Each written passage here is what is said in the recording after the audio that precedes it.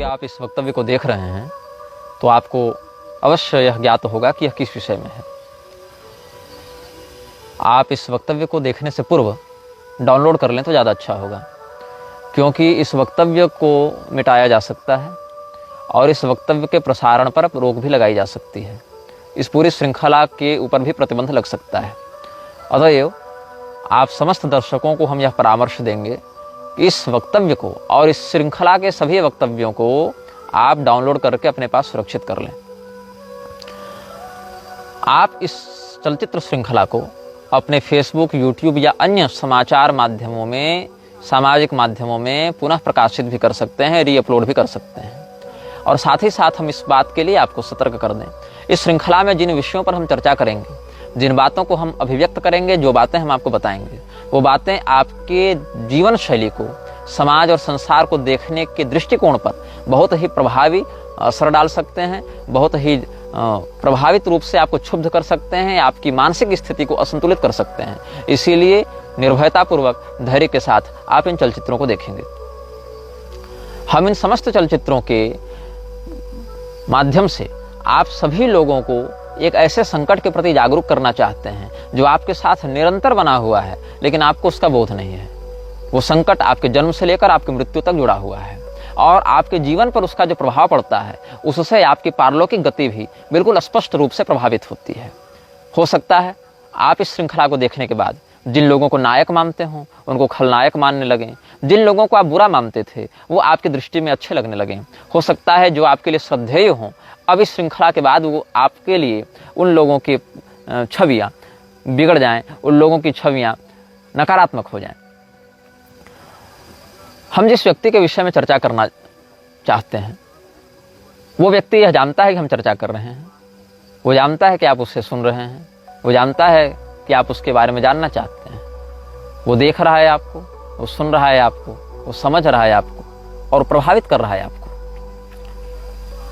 इस विश्व के सैन्य शक्ति, आर्थिक शक्ति, राजनीतिक शक्ति, शैक्षणिक शक्ति और बहुत से प्रकार के तकनीक, विज्ञान और आविष्कारों के पीछे जो सत्ताएं हैं, वो समस्त सत्ताएं जिस शक्ति के लिए कार्य कर रही हैं, जिस व्यक्ति के अनुशासन को मान रही हैं, चाहे यह जानते हुए पर भी कि हम किसके लिए काम कर रहे हैं या न जानते हुए, कुछ भय से, कुछ लोभ से, कुछ अज्ञान से, लेकिन उसके विरुद्ध जाने का साहस कोई नहीं करता।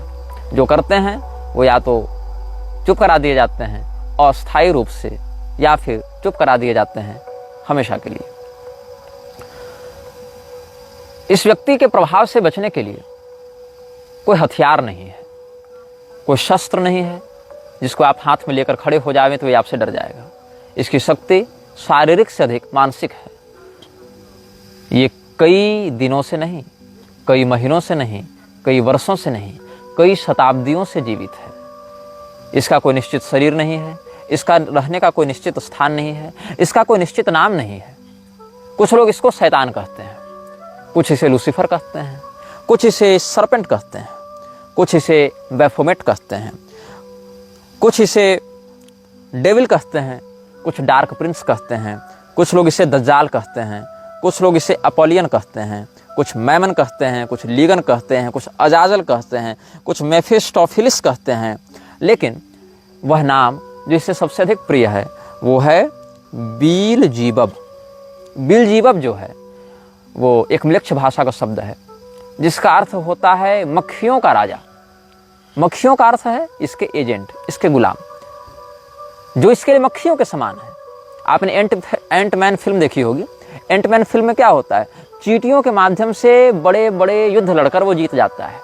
चींटियां देखने में छोटी हैं, लेकिन अगर एकजुट होकर कोई कार्य करें तो उसका प्रभाव बहुत अधिक होता है। इसलिए छोटी सी छोटी चींटियों का समूह भी अगर किसी बड़े वृक्ष के अंदर प्रविष्ट हो जाए, उसकी पूरी जड़ को खोखली करके बड़े से बड़े वृक्ष को धराशायी कर देती है।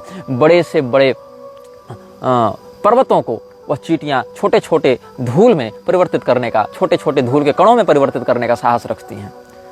आप एक कल्पना करके देखें, इस विश्व के 3 अरब म्लेच्छ एक ही दिशा की ओर मुख करके एक निश्चित समय पर, एक निश्चित शब्दावली में, एक निश्चित विधान से अगर किसी विषय का चिंतन कर रहे हैं, चाहे आप उसको नमाज कह लें या अजान कह लें या जो कह लें, अरबों की संख्या में एक विशाल जन समुदाय पूरे विश्व में एक निश्चित दिशा की ओर देखता हुआ, एक निश्चित विधान से, एक निश्चित शब्दावली का उच्चारण करता हुआ अगर कुछ कह रहा है तो ब्रह्मांड पर, आपके परिवेश पर उसका क्या प्रभाव पड़ता है। ये चींटियां, ये मक्खियां दिखने में छोटी होती हैं, लेकिन एकजुट होकर कोई कार्य करें तो बड़े से बड़े परिणाम को बना सकती हैं या रोक सकती हैं। तो जो नाम इसे सबसे अधिक प्रिय है, ऐसे मैं बताऊं, ये सीधे सीधे इस्लाम की बात नहीं, ये सीधे सीधे ईसाइयत की बात नहीं, ये सीधे सीधे यहूदियों की या हिंदुओं की बात नहीं। ये बात है न्याय, धर्म, सत्य, अन्याय, अधर्म और असत्य, इन्हीं दो पक्षों की, चाहे वो किसी भी रूप में आपके समक्ष प्रस्तुत हो। तो जो नाम इसे सबसे अधिक प्रिय है उसको कहते हैं बेल्ज़ेबब। बेल्ज़ेबब का अर्थ है मक्खियों का राजा। ऐसे इसको प्रिंस ऑफ डार्कनेस भी कहते हैं।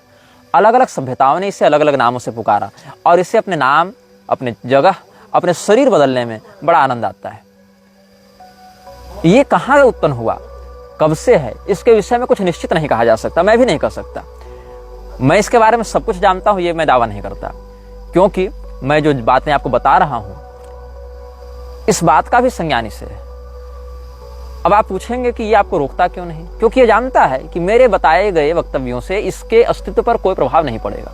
ये इतनी बड़ी सत्ता है कि मेरे कहे हुए शब्दों से इसको प्रभाव नहीं पड़ेगा, आपके सुनने से इसको प्रभाव नहीं पड़ेगा, आपके द्वारा दिए जा रहे प्रयासों से, आपके द्वारा दिए जा रहे परिश्रमों से इसकी सत्ता क्षुब्ध नहीं होगी, इसकी सत्ता प्रभावित नहीं होगी। कुछ लोग इसे अस्मोडियस कहते हैं। मैंने इसके कुछ नाम अपने शोध से व्यक्त किए हैं, कुछ अपनी साधना से व्यक्त किए हैं। मेरे कथनों में एक बड़ा अंश मेरे अध्ययन का होगा, एक बड़ा अंश मेरी साधना का होगा, एक बड़ा अंश उन विशेषज्ञों से बैठकों का होगा जिनके साथ मिलकर हमने इस विषय में शोध किया है। कुछ लोग इसे अजाजिल कहते हैं, कुछ बेफोमेट कहते हैं, कुछ सेखमेट कहते हैं, कुछ बेहमत कहते हैं, कुछ समेरियस कहते हैं, कुछ मारदुक कहते हैं। और आप एक फिल्म देखे होंगे थुम्बाड़, जिसमें एक शैतान होता है जिसका नाम था हस्तर। आपको लगता है फिल्में केवल डायरेक्टर्स या स्क्रिप्ट राइटर्स की कल्पना से बनती हैं, ऐसा नहीं है। उन कल्पनाओं की प्रेरणा देने वाली शक्तियां प्रयास करती हैं कि समाज में इन नामों की लोग चर्चा करें, और जिसके नाम की अधिकाधिक चर्चा होती है उसकी शक्तियां भी बढ़ती हैं। तो इसका एक नाम है अस्तर, इसी नाम को थोड़ा सा बदलकर कर दिया गया हस्तर। तो अस्तर जो है ये भी इसके अनेक नामों में से एक नाम है। अब ये व्यक्ति कब से है, कहाँ रहता है, इस विषय में हम चिंतन करते हैं। इसका वास्तविक नाम क्या है ये मैं दावे के साथ नहीं कह सकता, लेकिन जिस नाम का प्रयोग करके इसने अपनी वास्तविकता की एक झलक हमें दिखाई, उसका नाम भी बड़ा विचित्र है। उसको कहते हैं आर्द्र म्लेच्छ।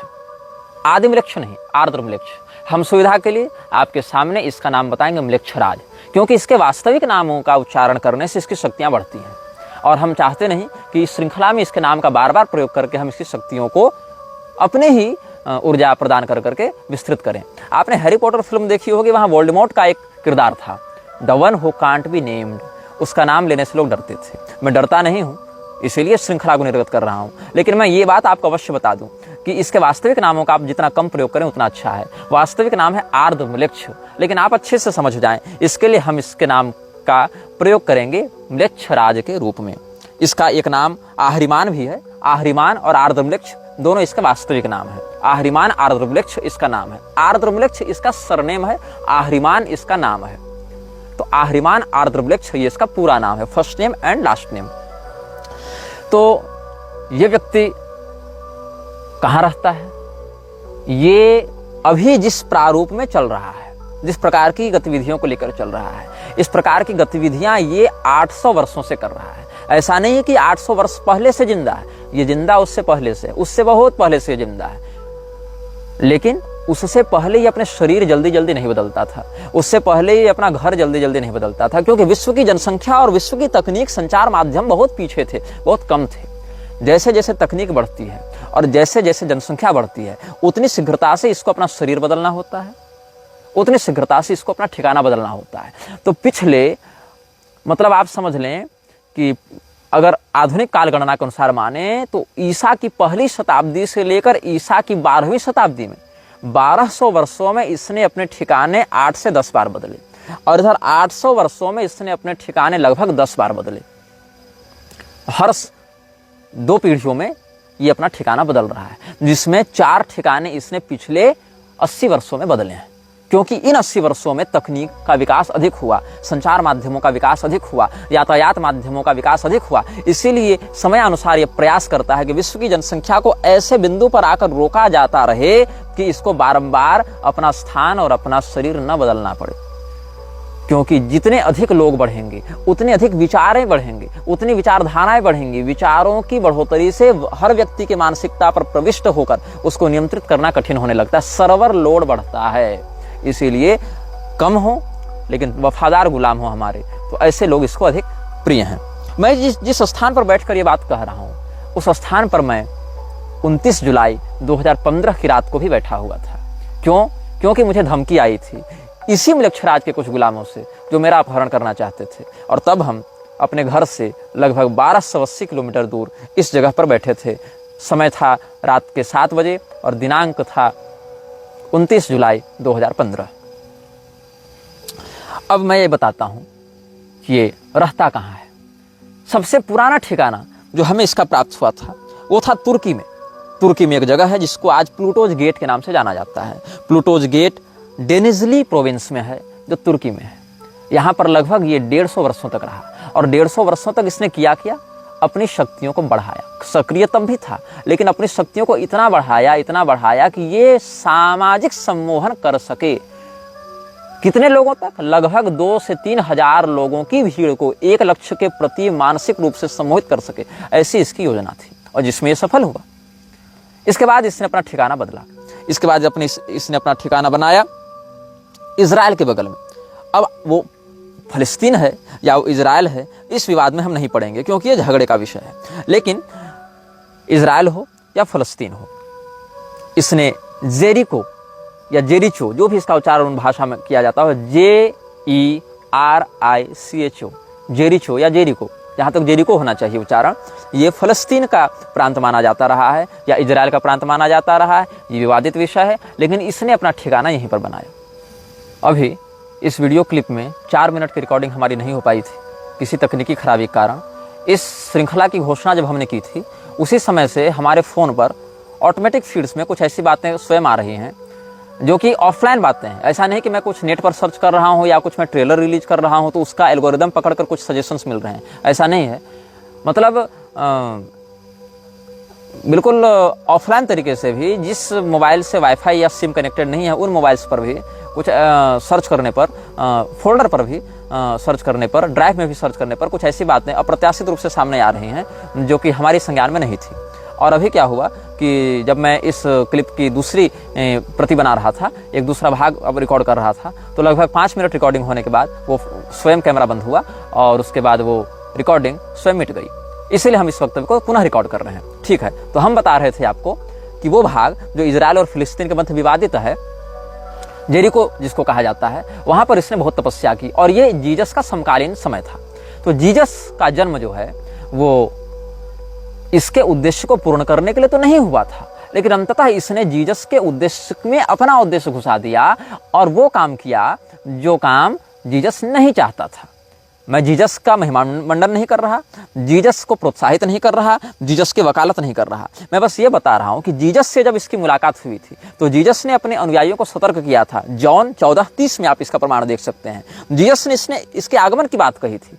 जीसस जानता था कि आ रहा है, जीसस को अपने वश में लेने के लिए, और जीसस ने अपने अनुयायियों को सतर्क किया और कहा था कि विश्व का शासक आ रहा है, लेकिन उसका शासन मुझ पर नहीं चलता, क्योंकि कोई भी संपदा हो, चाहे दिव्य संपदा हो चाहे आसुरी संपदा हो, जब वो दिव्य संपदा या आसुरी संपदा का कोई व्यक्तित्व जन्म लेता है इस संसार में, जिसका व्यापक प्रभाव जनमानस पर पड़ेगा, तो वह व्यक्ति बहुत प्रबल ग्रह दशा के साथ युक्त होकर आता है। तो अगर वो आसुरी व्यक्ति है तो दिव्य संपदा वहां हस्तक्षेप जल्दी नहीं कर पाती है, या अगर वो दिव्य संपदा से युक्त है तो आसुरी शक्ति वहां हस्तक्षेप नहीं कर पाती है। और कई बार ऐसा होता है कि दिव्य में दिव्य का हस्तक्षेप और आसुरी में आसुरी का हस्तक्षेप भी नहीं हो सकता है। जैसे कि राजा उत्तानपाद के पुत्र ध्रुव जब तपस्या करते थे तो देवताओं ने बड़ी माया दिखाई, वहां दोनों दिव्य संपदा है लेकिन असर नहीं कर पाई।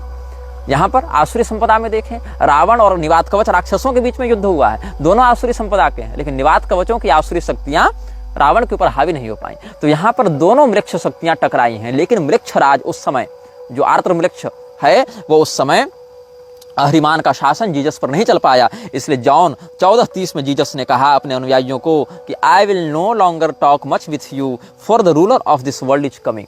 इस विश्व का शासक आ रहा है। तो वह विश्व का शासक गॉड नहीं था, वो उस विश्व के शासक का नाम था आर्द्रम्लेक्ष अहरिमान। और उसने कहा म्लेच्छ राज का शासन मेरे ऊपर अभी नहीं चल रहा है, he has no power over me, ये जीसस ने कहा।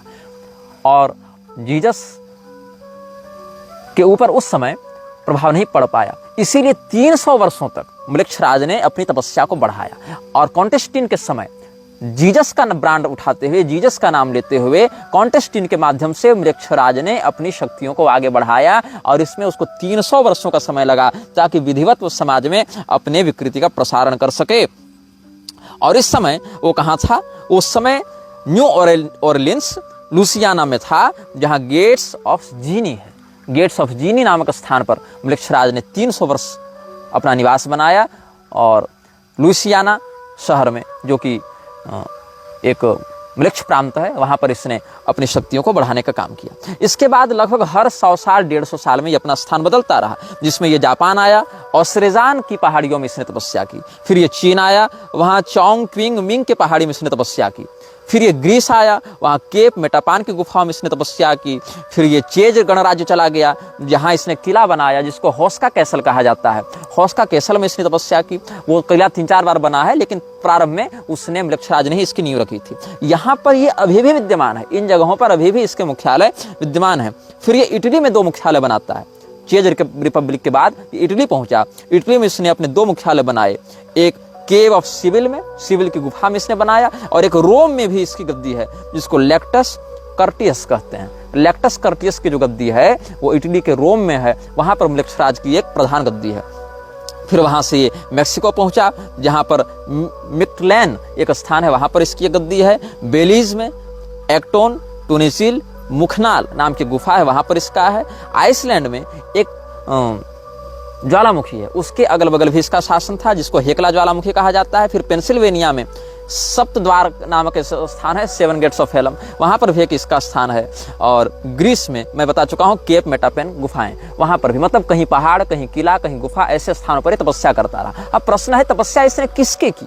किसी देवता की, किसी भूत की, किसी पिशाच की, किसकी तपस्या की? इसने तपस्या की पश्चिमामनाय तंत्र के मंत्रों की। भगवान महादेव ने भी इस बात का उद्घोष किया है कि विश्व में बढ़ते म्लेच्छ तंत्र में पश्चिमामनाय तंत्र के मंत्रों का बहुत बड़ा हाथ होगा। और पश्चिमामनाय मंत्रों की एक बड़ी ऊर्जा इस्लामिक आतंकवाद को प्रोत्साहित करने में भी लगती है। तो उस मंत्र की उसने आराधना की, साधना की, मंत्राधिष्ठात्री आसुरी शक्तियों की इसने आराधना की। फिर इसने अपने मुख्यालय बनाने आरंभ की। ये तो इसकी कर्मभूमि हो गई। इन स्थानों पर इसने अपनी शक्तियों को बढ़ाया और अपनी शक्तियों को, ये 12वीं शताब्दी तक की बात है। 12वीं शताब्दी के बाद ये आया प्रोवो ऊटा नामक स्थान पर। प्रोवो ऊटा स्थान पर आकर इसने अपनी एक गद्दी स्थापित की, अपना एक मुख्यालय बनाया। फिर ये माल्टा चला गया। माल्टा शहर में जो गोजो द्वीप है, गोजो द्वीप पर इसने कब्जा किया। माल्टा शहर में ये रहा। उसके बाद मैंने जहाँ तक हमारी बुद्धि जा पाई भौतिक और आध्यात्मिक स्थिति से, वहाँ तक हमने इसका शोध किया है। और मैं बताऊं, फिर ये स्कॉटलैंड गया, वहाँ स्काराब्री नामक स्थान पर ये रहा। फिर ये उत्तरी स्लोवेनिया गया और वहाँ पर पोटोक की गुफाओं में रहा। फिर ये इराक पहुंचा, कुर्दिस्तान इराक के क्षेत्र में इवरिल का सीटाडेल इसने बनवाया, वहाँ पर ये रहा। फिर फ्रांस चला गया, वहाँ पर लेस्काक्स की गुफाओं में रहा। फिर स्पेन के केव ऑफ इल कैस्टेलियो में ये रहा। उसके बाद ये तुर्की आया, गोवेकली टेप में ये रहा। इस प्रकार से अलग अलग स्थानों पर घूमता हुआ अंत में ये पहुंचा कोला प्रायद्वीप। कोला प्रायद्वीप में आज से 50 साल पहले म्लेच्छ राज रहता था। जब कोला प्रायद्वीप में वैज्ञानिकों का शोध बढ़ने लगा तो कोला प्रायद्वीप को छोड़कर ये पहुंच गया तुर्कमेनिस्तान के काराकुम रेगिस्तान में। और पिछले 1 साल तक ये तुर्कमेनिस्तान के काराकुम रेगिस्तान में रहता था। अब ये जिस स्थान पर रहता है वो दिखता कैसा है, इसकी झलक अगर मैं कुशल चित्रकार या एनिमे डिजाइनर होता तो आपको मैं दिखा देता, लेकिन मैं असमर्थ हूँ। मैंने एआई से इसके घर का डिजाइन बनाने का बहुत प्रयास किया। लगभग मैंने अपने जीवन के 3 दिन दिए, जहाँ तक मेरे पास तकनीकी ज्ञान है, ग्राफिक डिजाइन से मेरे पास, मैंने 3 दिन परिश्रम किया। लेकिन जो मैंने देखा इसके घर का नक्शा वो मैं नहीं दिखा सकता हूँ आपको। मैंने बहुत परिश्रम किया, क्षमा कीजिएगा, मेरे पास वो डाटा नहीं है। मैं बस आपको वर्णन करता हूँ, आप अपने नेत्र बंद करके वो जानकारी को सोचने का प्रयास करें कि आप एक ऐसे स्थान पर हैं जो लगभग आधा किलोमीटर लंबा और आधा किलोमीटर चौड़ा है। मतलब वो स्क्वायर नहीं है, आप ऐसा समझें कि वो आधा किलोमीटर रेडियस का एक गोलाकार क्षेत्र है। उस गोलाकार क्षेत्र के मध्य में एक तल्ले का एक घर है। ये अंडरग्राउंड नहीं है, ये जमीन के ऊपर है और उसकी छत एक तरफा स्लोप वाली है। एक तरफा स्लोप वाली उसकी छत है, दो तरफा स्लोप नहीं है, एक तरफा स्लोप है। बिल्कुल काले रंग का घर है। उस घर के ठीक सामने आग जल रही है। कुछ टूटे हुए वाहन हैं, कुछ बिजली के खंभे हैं जहां पुराने बल्ब लग रहे हैं और उन बल्बों की रोशनी जहां तक है वहां तक तो प्रकाश है, लेकिन उसके आगे घुप घना अंधेरा है। और मैं बहुत निर्भय प्रवृत्ति का व्यक्ति हूँ। मैं वन पर्वत इत्यादि में निर्भयतापूर्वक विचरण करता हूँ और उस घर की झलक मैंने लगभग आधे मिनट तक देखी। मैंने स्वयं को वहां पर आध्यात्मिक रूप से अनुभव किया, लेकिन वो इतना भयाक्रांत करने वाला दृश्य था। वहां कोई भूत प्रेत डरावनी कुछ नहीं थी, बस एक घर था काले रंग का, एक अंधेरा परिवेश था, कुछ टूटे वाहन थे और सामने अग्निकुंड था। और इसी दृश्य में इतनी नकारात्मकता थी, इतनी आसुरी तत्वों का उसमें प्रतिष्ठापन था कि मेरे जैसा निर्भय व्यक्ति भी हृदय से कांप गया और उसके आगे देखने का मैं साहस उस समय नहीं कर पाया था। और इस स्थान का नाम क्या है ये खोजने में मैंने बहुत परिश्रम किया और तब जाकर पता चला कि ये स्थान का कोई निश्चित नाम नहीं है। मतलब ये उसका हेडक्वार्टर जो है, हेडक्वार्टर की एक अलग संज्ञा है जिसको कहते हैं पैरागमम। इसका नाम है पैरागमम।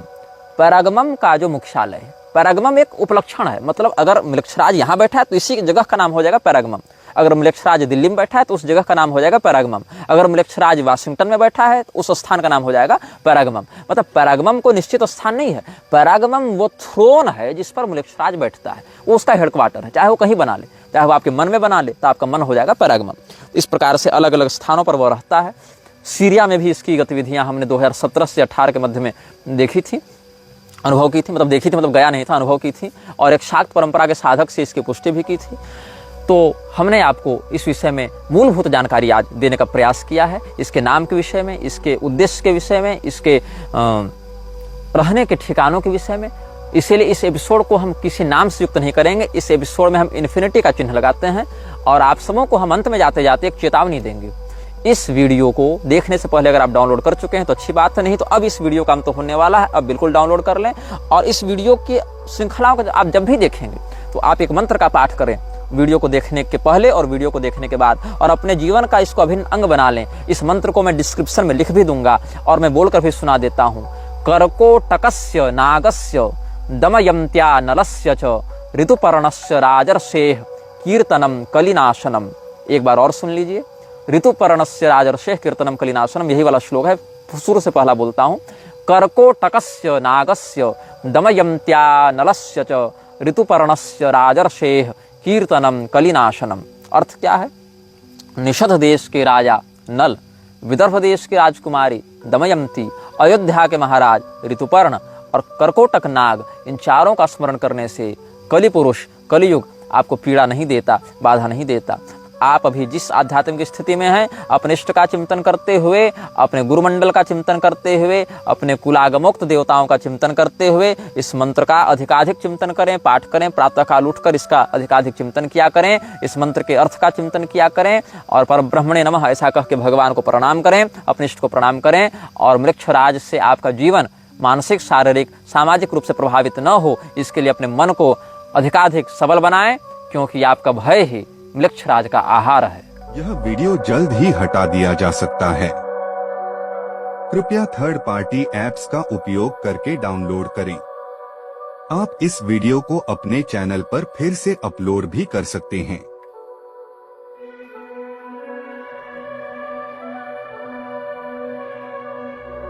This video may get deleted soon. Please download using third party apps. You may also re-upload this video on your channels. Thank you.